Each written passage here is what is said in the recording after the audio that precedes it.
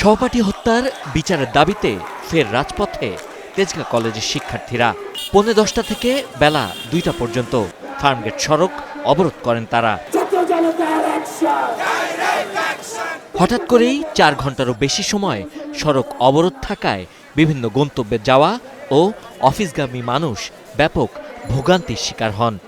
হুট করে আমার আটকাই দিছে, আটকায় গাড়ি বাঁকা করে দিছে যে রাস্তা ব্লক করে রাখো, নালে গ্যালাস ভেঙে বনানী যাই চলেছিলাম, এই মধ্যে আটকে পড়ে গেছি। প্রশাসন আছে, বিচার ব্যবস্থা আছে, সেখানে সাধারণ জনগণকে জিম্মি করে আমার তো মনে হয় না যে এটাকে শুধু দুর্ভোগই বাড়ানো হয়।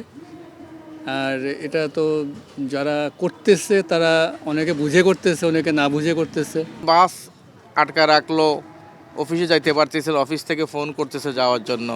শিক্ষার্থীরা বলছেন, হত্যার পর প্রায় 1 মাস হতে চলেছে, কিন্তু এখনও প্রকৃত আসামিদের গ্রেপ্তার করা হয়নি।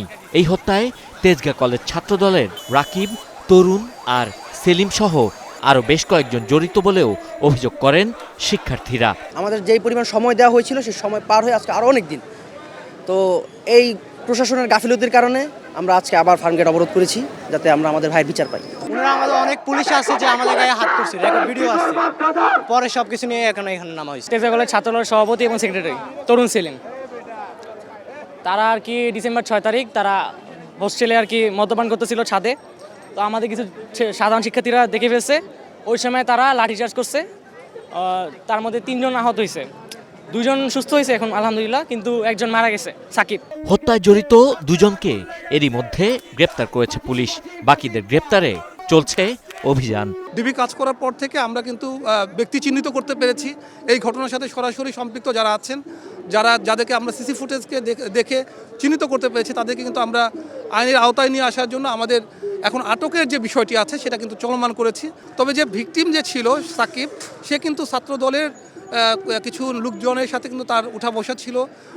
সে ছাত্রদলের একজন মানে সম্পৃক্ত ব্যক্তিদের সাথে তার একটা উঠা বসা ছিল বলে আমাদের কাছে প্রাথমিকভাবে মনে হয়েছে। এখন যারা তাদেরকে মেরেছে তারা কোন দলের সেটাকে আমাদেরকে বের করতে আমাদের একটু সময় লাগবে। গত 6 ডিসেম্বর রাতে তেজগাঁ কলেজের ছাত্রাবাসে ছাত্রদলের 2 গ্রুপের মধ্যে সংঘর্ষের ঘটনা ঘটে। এতে অন্তত 3 শিক্ষার্থী আহত হন। আহতদের মধ্যে উচ্চ মাধ্যমিকের শিক্ষার্থী সাকিবুল হাসান রানা গুরুতর আহত হন। 4 দিন আইসিইউতে চিকিৎসাধীন থাকার পর 10 ডিসেম্বর তার মৃত্যু হয়। Sabbir Ahmed, star news, Dhaka.